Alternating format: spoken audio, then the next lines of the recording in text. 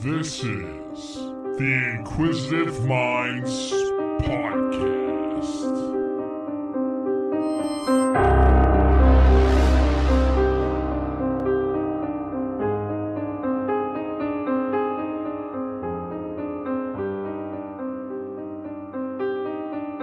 Thank you for tuning in to the Inquisitive Minds Podcast. I'm your host, Johnny Smith.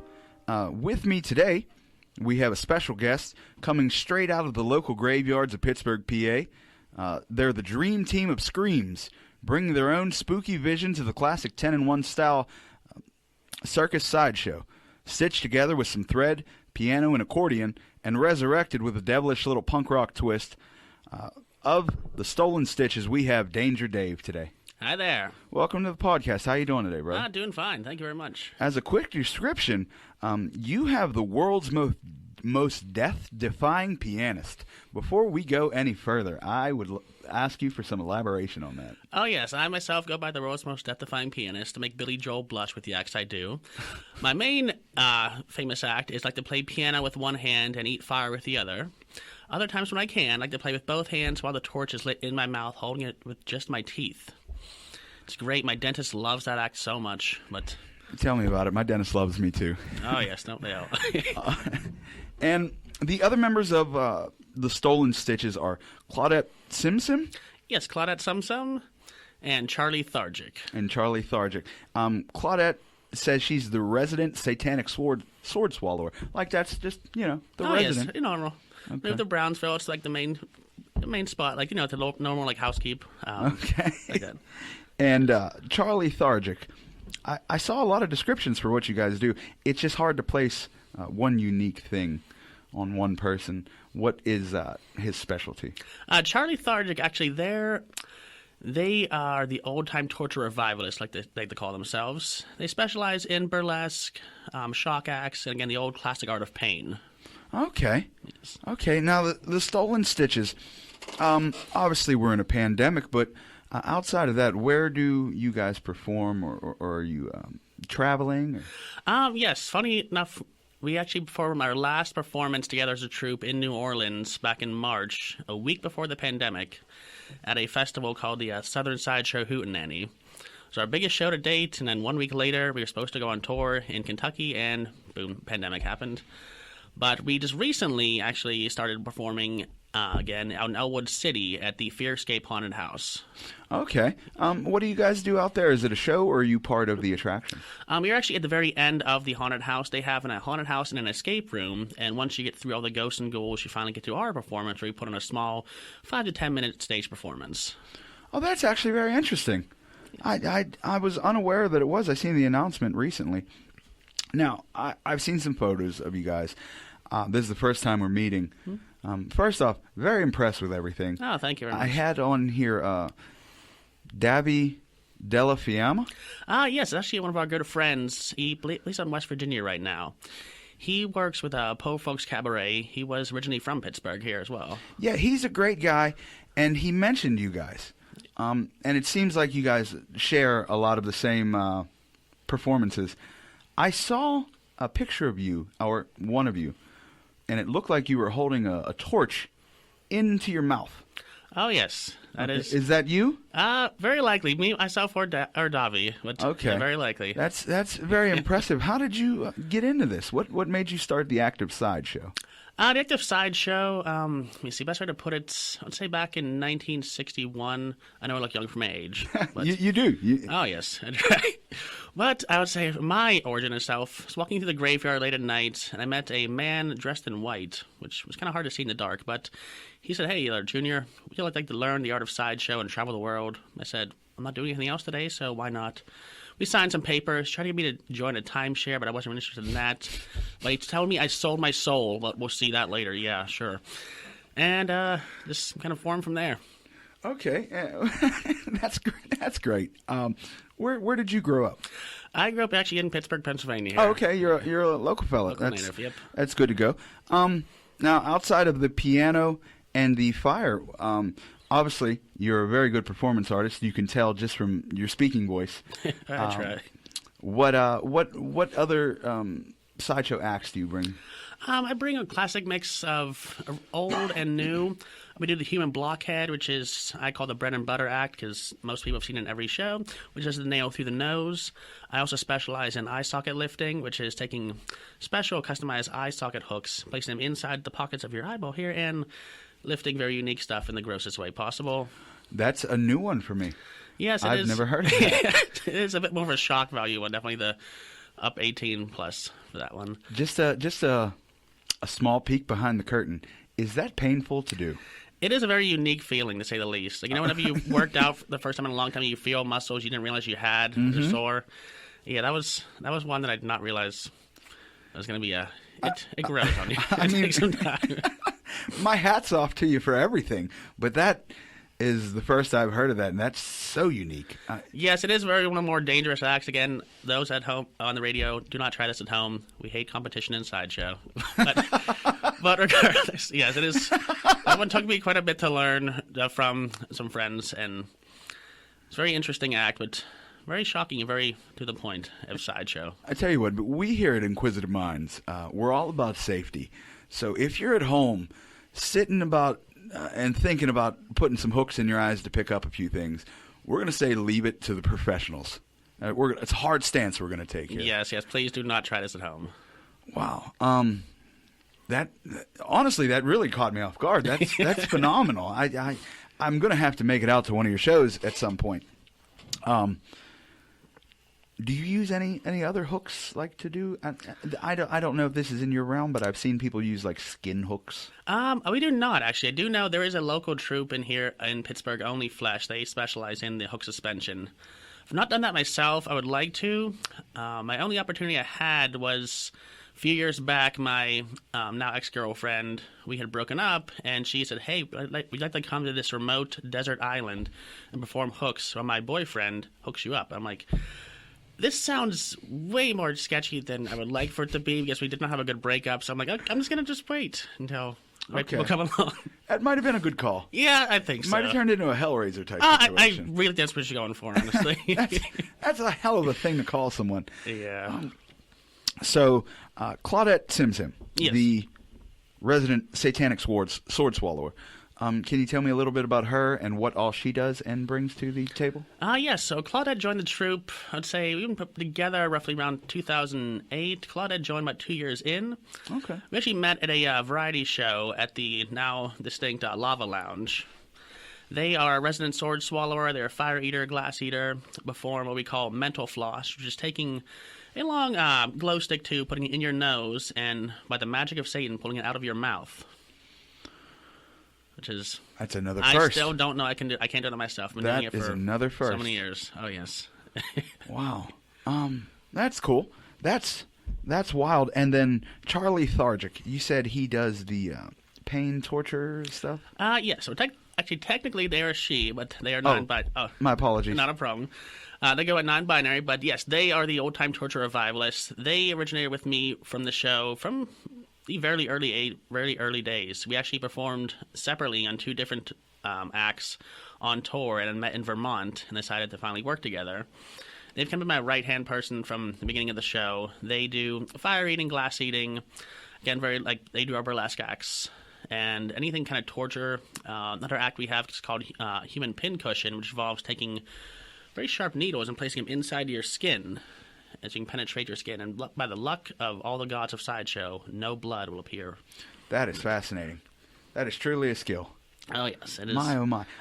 Before moving forward, just so I'm not disrespectful, Charlie Thargic, she, them? Yes. Right there. And Claudette, them? Claudette's just she. She? Yep. Okay. Just want to be no, by all means. respectful. Yeah, I appreciate it. Yeah, that's fascinating.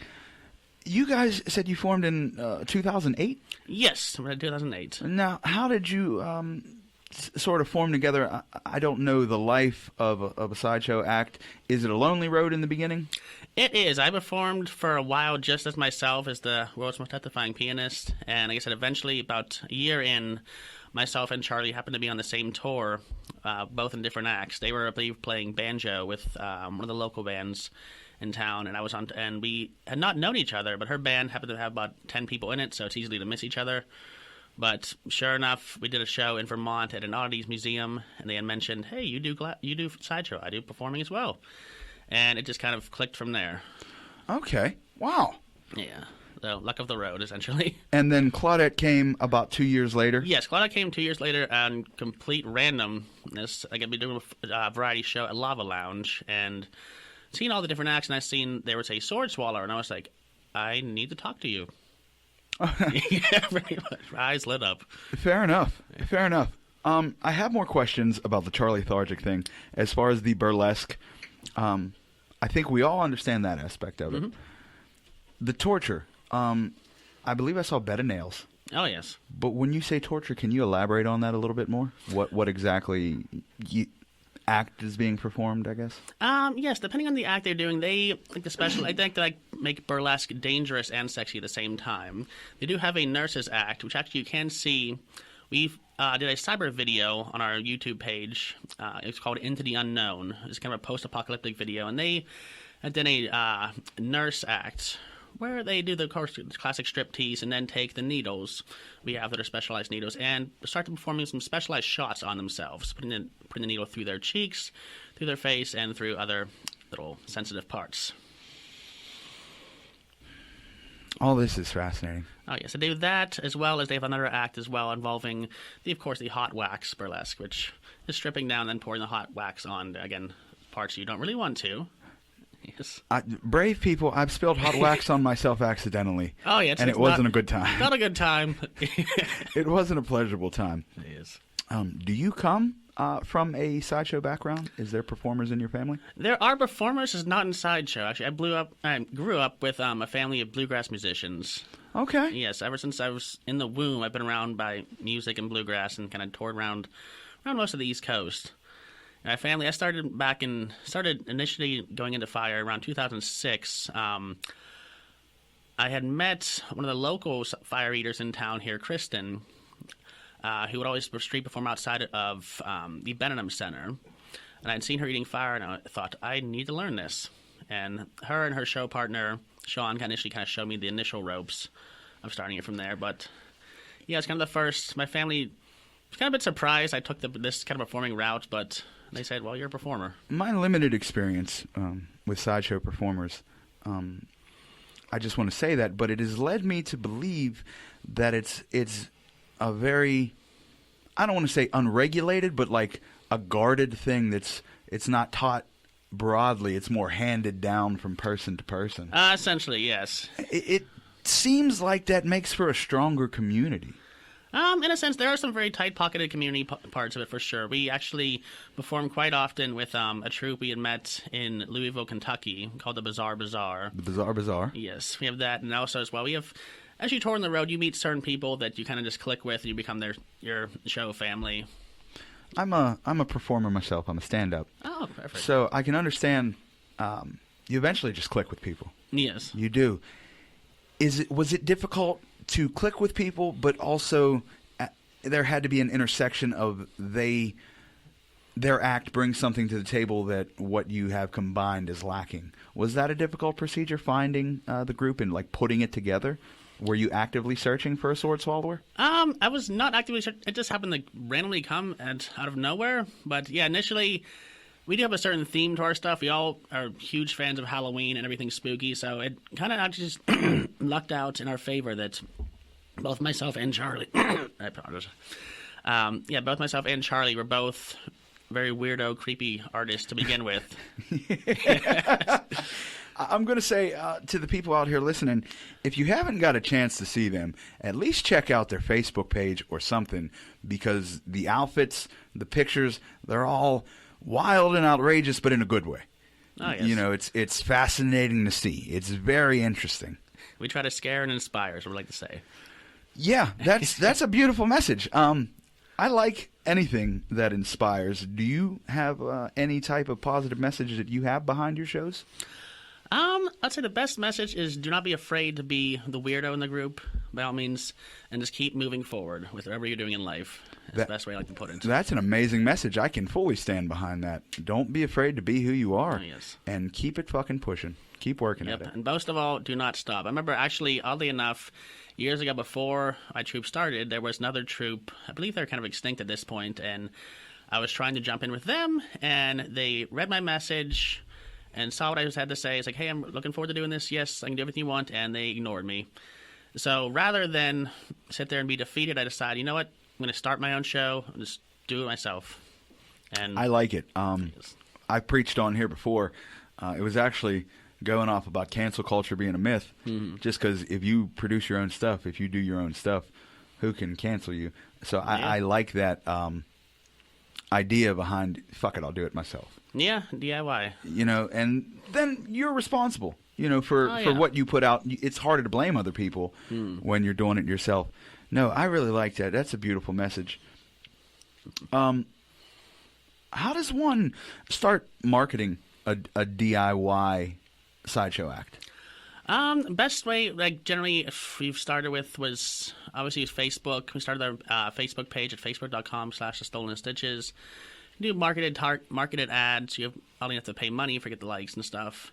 Do that, and for the initially beginning days, we started just going to open mic stages, which people did not see that coming at all by any means. We'd do that. Eventually, we'd find different venues around the area and book them and just try to flyer, get a street team together to get flyers out to the public and kind of slowly try to build from there. I like it. It's organic, hitting the ground.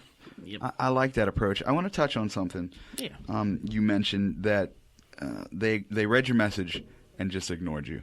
Mm-hmm. And instead of just sitting there getting angry, you kept it moving.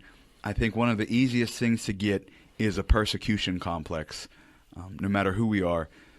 Look, anything you do is a skill and a talent that you have to grow and hone and work on. And if you're not getting the opportunities you think you deserve or the stage time you think you deserve, it's easy to say, well, it's because this person hates me. Or this person doesn't like me, or because I'm this or that.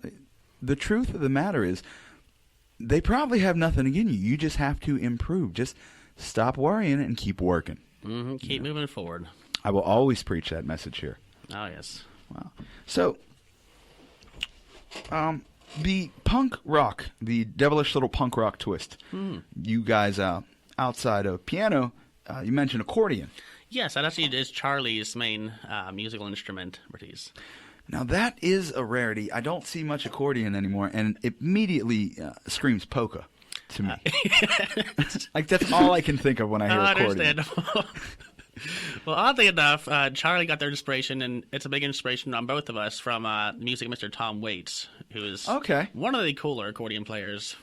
I was unaware that he played accordion. I happened to see a clip on YouTube of him, I believe, or Facebook, that said it was Heath Ledger's inspiration for the Joker's voice.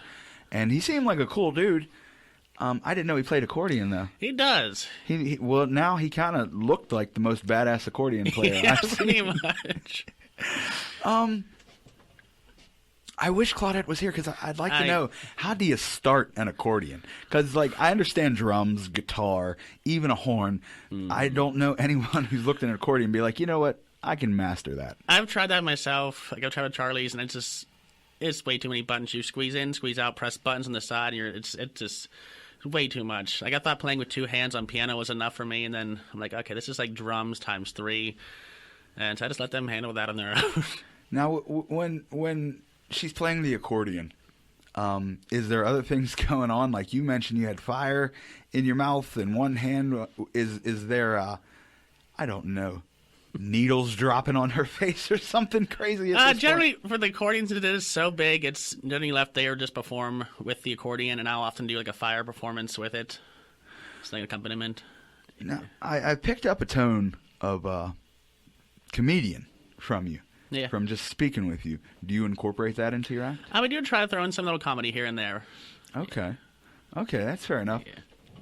A family of bluegrass players. Yes. So you grew up and you were essentially around performers your entire life. And then you see this man in white in the cemetery. Yes. And he says, you're going to come, you're going to do sideshow. How did your family react to that? Not saying it's something like no son of mine. I don't mean it like that. But how did your family react to you saying you were?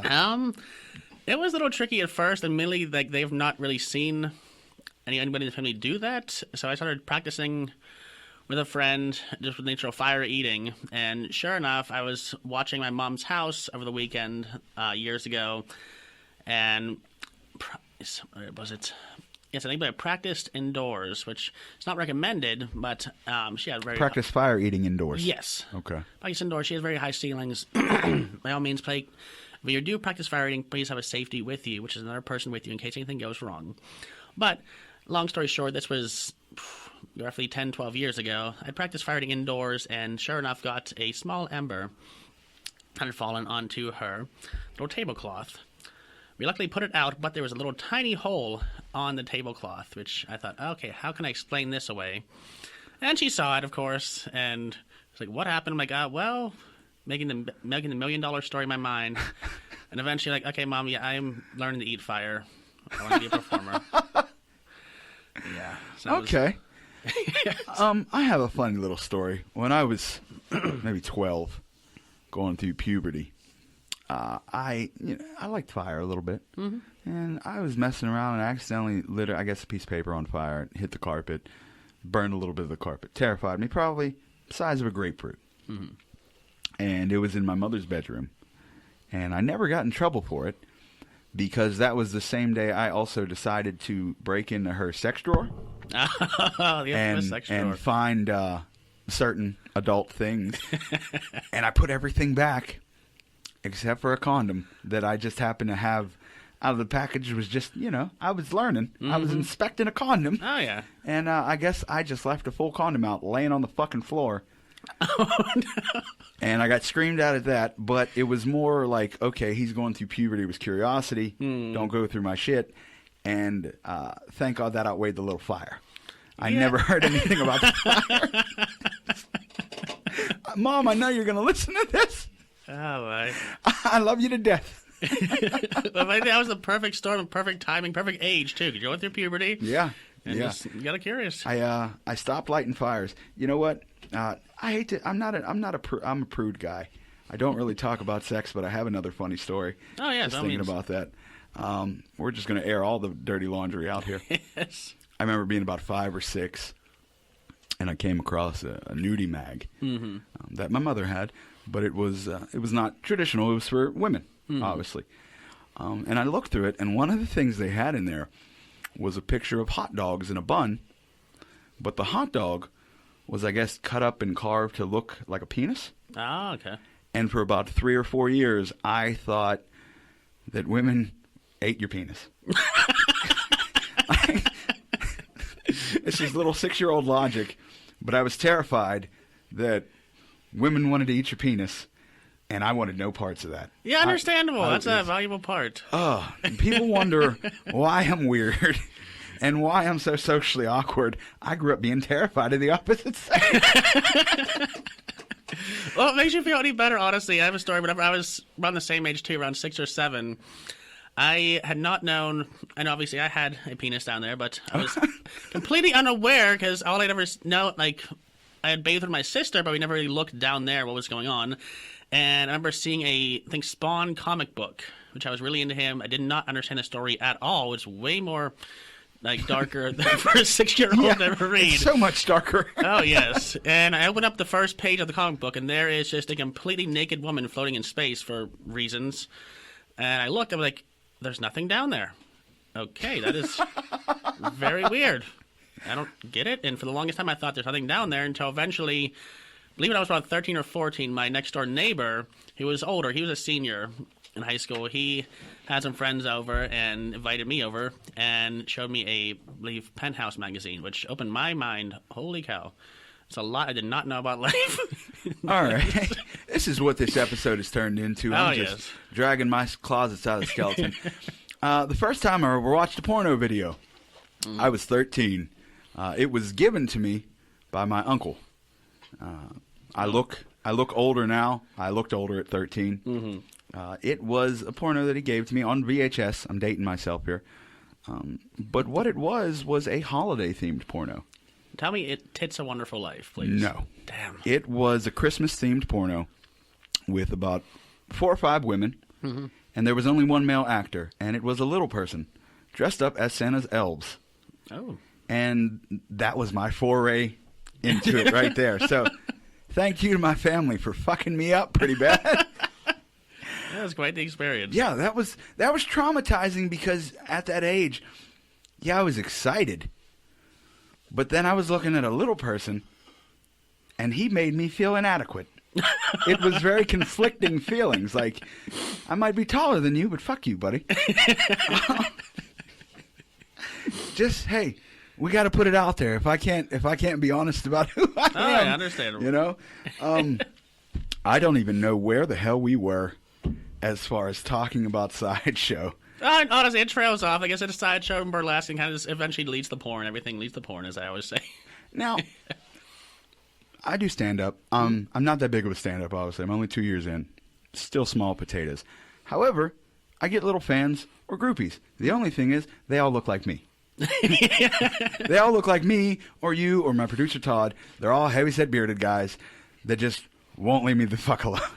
Do you have people that like groupie's not the right word. I'm just using that to be funny. Yeah. But do you have people like that are just like blah blah blah blah blah? Like my biggest pet peeve is someone who tells me how much they thought about doing stand up. Do you have people approach you with these sideshow acts afterwards with the same thing? I have. Yeah, that's often a big thing. A lot of times we get drunk people saying, "I'll give you $20. Let me sit on the glass." Like, nope, sorry, safety. Just if you're ever drunk, it's just never a good go-to. But I do have some people. The thing with the sideshow is, as long as being a performer, it's a rich history. There's a lot of culture and history behind it. And I've had people ask me before to teach them, but I want to make sure their heart's really in it. I can understand that. Yeah. I remember there's a girl years ago that asked me, they just broke up with their boyfriend and told me they want to just be wild and crazy right now. They want to learn sideshow. And while I appreciated it and I understood what they were going through, but I also felt, too, that if you're doing this for the reasons of doing wild and crazy, then just go. You can have a one-night stand. That's wild and crazy. You have your fun. But sideshows are history, and also, too, it's dangerous. And just make sure your heart's in the right place for it. Okay. Would you consider yourself somewhat of a little bit of a historian on sideshow? A little bit here and there, yes. I try my best to. Could you give us a few bullet points of the sideshow through the years? Yes, I guess starting in the earliest days, back in the early 1920s, a man named Mr. Melvin Burkhart actually pretty much made one of the most classic acts to human blockhead famous. Originally, the act was a torture and pain act, which was more shocking, scary, and just you're putting a nail through the nose. Essentially, it's now the COVID swab testing. Dabby did that while he was here. He did a little sword in his nose. Oh, yes. And he told. I love this guy. He got me so good. He said, "I need your help to pull it out." Mm-hmm. I go to touch it. He starts screaming like I'm murdering him. Scared the dog shit out of me. But he did that and pulled it out. And then he had a drill in here. And you guys check out that episode if you want to see it with Davey Fiamma. Where he put a drill in his nose. Like, that's wild stuff. Oh, and yes. it's like, I've seen it on TV. I've known about it for years, but even still in person to see it, it's outrageous. It's amazing. It is a very shocking, for sure, act, definitely. Like I said, back in the old days, it was originally a torture act, which is more shocking. Do not watch this at home act. And then Melvin Burkhart introduced the element of comedy into it. It made it more very fun. Almost, I want to say family-friendly in a sense, but he made it very more theatrical. Okay. Like a lighthearted approach to it? Yes. Okay. Yeah. You need brevity sometimes. You know? Oh, yeah, no, for sure. You know, we like to have fun here. Last week's episode was on veteran suicide, and it was a really heavy episode. I want to thank you all, first off, real quick, for everybody who listened. It's a very important issue to me.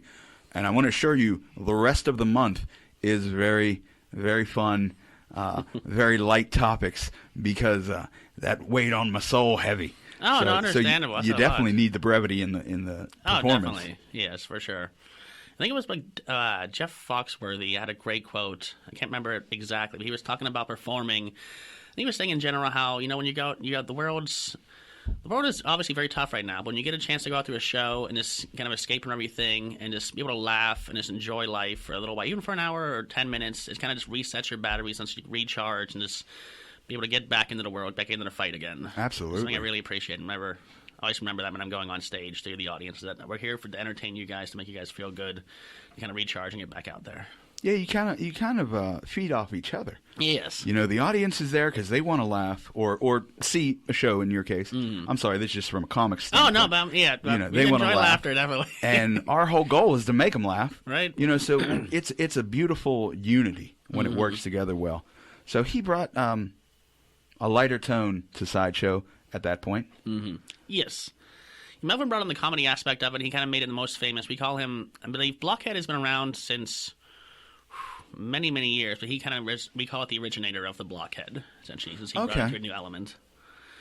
You just have that, and then I believe later through the later years, this, I would say, most famous conjoined twins, actually, Daisy and Violet Hilton, they they were around during the vaudeville days in the 1930s and 40s.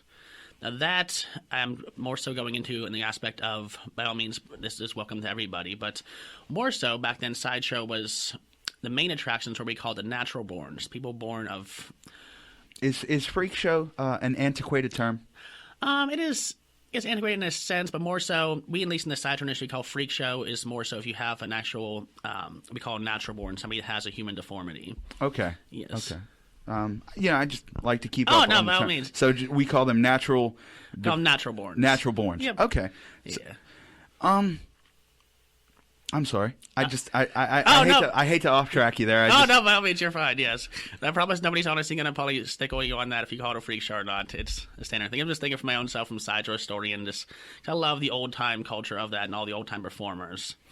Oh yeah, Daisy and Violet Hilton were two of the most famous at that time in the vaudeville era of the 30s, conjoined twins who would perform together. They would, I think, play clarinet and trumpet. I would find it difficult if they performed separately. Yeah. Oh, yes. Well, actually, speaking of that on a funny level, I used to work at Stage 62, the local theater, and we did a performance of the musical Sideshow. So if you get a chance to see, it's a great, great show. And the two girls who are playing Daisy and Violet were not joined at the hip. They just were so committed to the role, they did not ever leave each other's side the entire show. Hold on. Even in the dressing room, too, which was really impressive. So you're telling me these people were not conjoined at all? No. They were just two normal people? Yep, no tape, no rope. They were just committed to the act fully. Wow, I guess you got to commit to the bit. Oh, yes. Wow, that's impressive. When it comes to the instance of natural borns, a lot of times I will loop or group in my head together Sideshow, acts, and natural borns, just because it's lumped together. Is there still, not only is there still a market for that, is there still any type of unity between 10 and 1 Sideshows and natural born performers?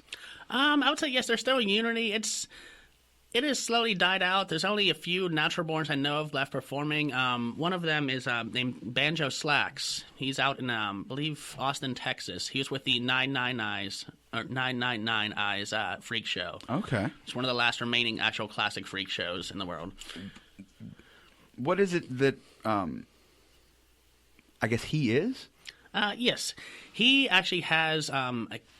I do apologize, I cannot remember the exact term, but he actually has, essentially the basic way to put it is lobster claw hands. Oh, man. Yes. Is he related to the lobster claw family from the Pennsylvania area? The Grady Stills? No, he is not. Oh, thank God, because those people were a shit show. That man is a terrible, just terrible person.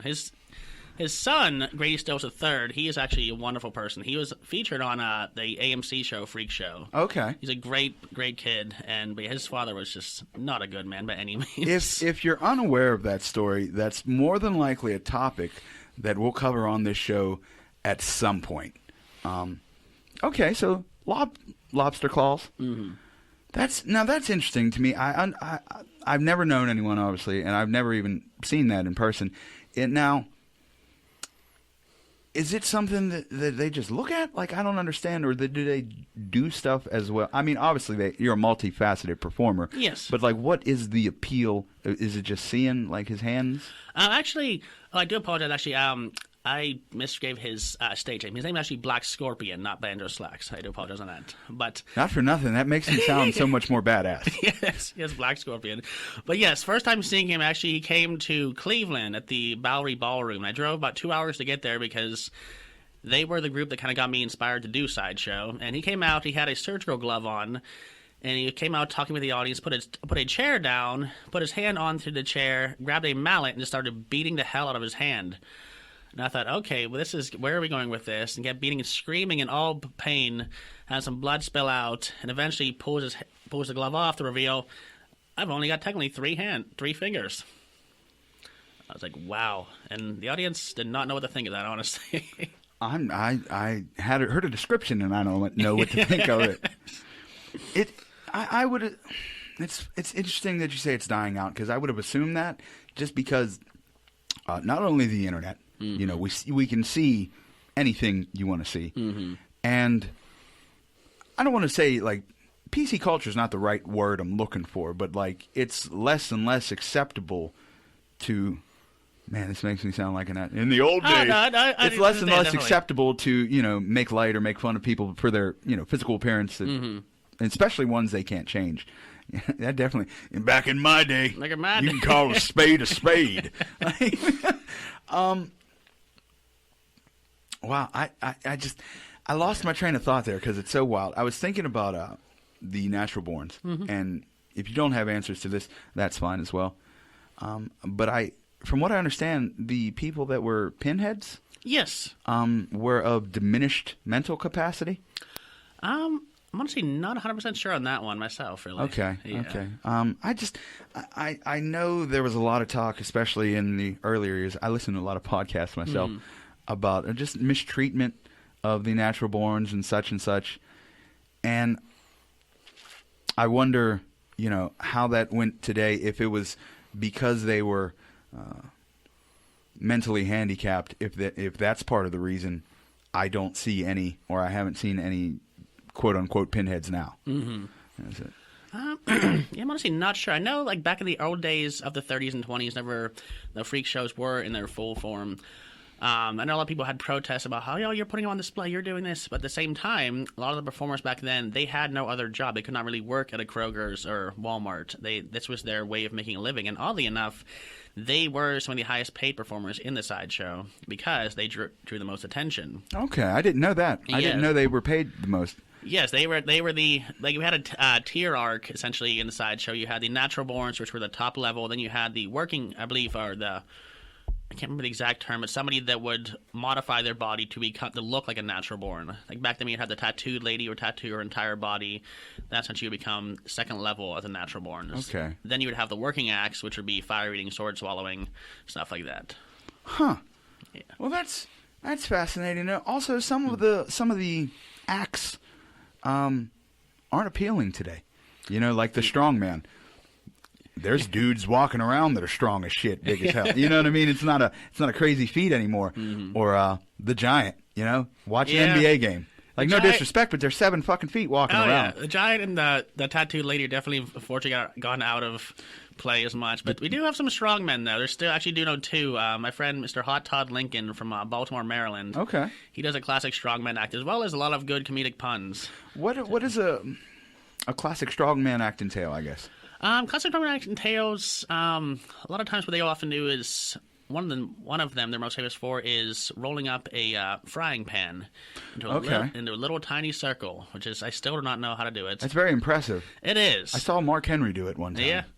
And that is impressive. It really is. It's something else. And I kept, everybody thinks, oh, it's fake. It's fake. I remember my first time being in New Orleans, traveling with a strongman to go to Walmart to pick up a frying pan, kept the tags and everything on it. To get a real frying. Yes, okay. And did it right on stage. And I'm like, this is wow. That's pretty dope. That's a nice flex. Yeah, a little bit. I tell you what, you don't believe it's real? We'll go to the store and get one now. Yep. Phone book ripping? Phone book ripping, yes. Another classic act in the strongman world.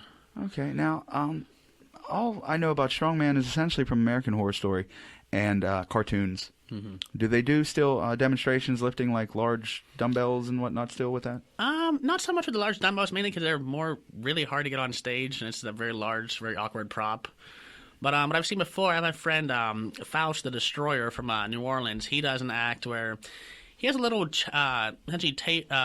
seat set up where one of the performers will sit in it, and he has chains attached to it. And then he has a mouthpiece bit, and he will actually put the mouthpiece in his teeth and lift the performer up in the air with just the strength of his mouth. That's a fascinating way to put it, because I feel like it takes so much more than just physical strength. And you say the strength of his mouth. Them chompers got to be in there. Those are not dentures. Wow. I've always been fascinated even by, I guess the closest parallel you can have is, it used to be like the show Guinness World Records or Ripley's, and you'd see like the Eastern mystics do stuff with their teeth and with other parts of their body and stuff. I've always been fascinated with that. It's interesting. Is there anything else out? Is there like still a market for the bearded lady? Not so much. I would say it's still definitely around. There are a few bearded ladies left. I know quite a few bearded ladies myself, actually. Yeah, so it's it's kind of slowly dying out, but more so, a lot of the bearded ladies too also do perform other acts as well. It's not just a single as we call it, where it's like, oh, look at my beard. They often will do blockhead and oftentimes MCs. They learn to adapt to the ages and to go on. Now, before we start wrapping up, and obviously you'll have plenty of time to let people know where to find you. The Spherescapes Haunted Attractions in Elwood City. Yes. Do you want to elaborate more on that at all? So, because I know that's your current thing. We'll be there every weekend throughout the month of October. Okay. Do you know the price of admission, or do they have a website or anything like that? Yes, they have a website, Fearscapes with an S, haunt.com. That's all the information they have. I believe tickets are $15. Now, if you go on the website, they will give you every detail they have regarding COVID and safety stuff. They're doing limited groups, up to three or less. Okay. Yeah, everybody is forced to wear a mask. Everybody has hand sanitizers. They're making sure everything is socially distant as possible. Okay, that's great news. And I tell you what, if the performance is anything like this man's personality, it's going to be an absolute treat. Guys, you're not going to want to miss that. I've also come to a realization of myself, because as soon as October hit, October 1st, I started posting pictures of myself with different filters and images, scary, because it's October. Oh, yes. And last night I went to a cemetery to do a amateur paranormal investigation, and it just all clicked as soon as October hit, and I feel like I am a pair of Uggs and a pumpkin spice latte away from just being a basic bitch. And I wouldn't say that. I don't know what's going on. I did a show last night, and my buddy Chris hit me up. How was the show? Blah, blah, blah. It's good, blah. Hey, I'm leaving a mic. Can you want to talk? We can talk on the phone. I said, can't. I'm at a cemetery right now. He goes, what are you doing at a cemetery? I said, I'm hunting ghosts. Or he said, what are you doing at a cemetery? And I didn't respond for about 15 minutes. Because first off, I felt like it was self-explanatory. Mm-hmm. What else am I doing at a fucking cemetery? But then I self-realization. I said, this is what my life has become. This is just what I do now. Like, I don't know. Oh, nothing wrong with that. Honestly, it's a good time. Yeah, it was a good time. I'll elaborate more on it in a future episode. But we had some good interactions. Yeah. We had intelligent responses from spirits. And one of our team members, I guess I'll call it. It's not a team. There was 5 of us. 5 fucking people. But he actually got scratched on the back. Really? Yeah, and it was a clear mark. Like we were walking, and he says, "Oh guys, hold on, my back is killing me right now. It feels like it's on fire." And the girl said, "Well, let's chuck his back, and I'll show you. It's like a 16-inch long scratch." Wow, that really is. Wow, that is. Yeah. So that photo will be shared later, but it was very interesting. That is. At one point, I was speaking into a spirit box, and I'm a little bit more direct. I'm not Zach Baggins. I'm not a douchebag, but I'm direct. And I said, look, I don't got time for games. If you got something to say it, or I'm turning off the fucking box. And about 2 seconds later, a voice comes on and says, "Fuck you." So I turned off the box. Oh, my God. Yeah, I couldn't believe it. I was like, okay, I'll dig it. And then, without sharing too much, though, they turned on their spirit box, and we started talking. And I said something in response to something I heard, and as made a joke. And someone said, "Nice try." No. Out of the spirit box, and I was like, "Oh, this is watching you. They are paying attention. It was very interesting." So yeah, I'll definitely have to go to more. Like if I would have went and not had anything, I would have said, okay, maybe another time. Yeah. But unfortunately, it only grew my thirst for it. I'm like, man, but I have to take another guy to get scratched, so I don't get scratched again. A special volunteer victim. Just stand right here. Don't worry about it. Don't worry, it'll be fine. You won't see it coming. No, that was very interesting. No, it really is. Wow. Also, I want to take a minute to let the people know Inquisitive Minds podcast is sponsored by Tenacious Detail. And all the month of October, they're having spooky savings with 15% off any deluxe package, including a ceramic coating for your vehicle. And with the 15% off, that's a decent discount at an already cheap price for a ceramic coating. Call now to schedule your mobile appointment. He'll come to you within 3 hours of the Pittsburgh area, 724-498-9942. And also, check out the holiday merch. This is our Inquisitive Minds podcast holiday t-shirt, Halloween shirt. It's on at the site. Check us out, inquisitiveminds.com or the Teespring store. You guys already know where it's at. If you're listening, if you're following, if you hear this at all, you know where the fuck it's at. That just helps support the podcast. And where can the people find you? You can find us on Facebook at facebook.com/The Stolen Stitches. We are as well on Instagram at IG/The Stolen Stitches. You can book us at on gigsalad.com/The Stolen Stitches. And we do have a YouTube page. There's not much on it, but we do have some videos, some fun little acts. Just look under the Stolen Stitches. Now, we'll say with that, you will find we are in a slight battle with a sewing company of the same name. But I think we are, oddly enough, a little bit different versions. Yeah, you're definitely different. I had no idea. Do they want you to change your name? We've talked a little back and forth here, but I think eventually they've learned. We threw in the word sideshow on it just to make it more clear. Stolen Stitches Sideshow. Yes. That's wild. I always think back to the WWF. Oh, yes. And the World Wildlife Foundation. No one was confusing the two. Not at all. We knew they were two different things. Get the hell out of here. It still feels weird saying WWE. Yeah, exactly. I grew up on WWF. Oh, yeah. So it still feels weird to say World Wrestling Entertainment. Fuck that. It's the Federation, I don't know, guys. You can check me out. I have a show on Saturday. If you're interested in coming, it's in Venango at the Venango General Store. Don't know when the next one after that is. Things are obviously sporadic because of COVID. Please check out the What in the History podcast with me and Dan Brady. I don't stop, and I guess I'm a workaholic because I've started another podcast. Check that out. It should be releasing this week. It is called Who Sat on the Remote? It's an interesting little twist where we take a random show and watch 3 random episodes and design our own arc of how the story played out till then. The first episode is on New Girl. Check that out. You can find me at inquisitiveminds.com. INQUIZATIVE. Minds. Remember, I can't beat this into your heads enough. It's spelled a little bit differently. Check me out on Instagram. We're on Twitter now.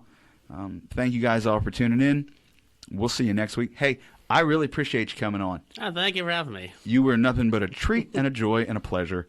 And guys, check out the Stolen Stitches. Check out the Fearscape's Haunted Attractions. See these guys wherever you can. They're amazing. Thank you very much. Thank you See very you next much. week. All right. Stay spooky, folks.